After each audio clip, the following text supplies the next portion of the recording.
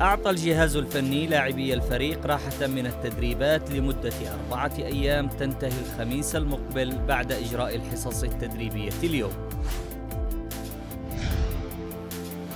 أكد المركز الإعلامي إصداره بياناً خلال الساعات القادمة يتضمن توضيحاً لموقف الإدارة مما حدث من معلق مباراة الفريق مع التعاون والاستوديو التحليلي. استثنى مدرب الفريق سداسي المنتخب من تدريبات اليوم، والذين سوف ينضمون للمعسكر غداً والشهراني يجري الفحص الطبي. أعلن المركز الإعلامي للنادي مغادرة المحترف البرازيلي في صفوف الفريق تياغو ألفيس إلى كوريا لإنهاء كافة ارتباطاته هناك.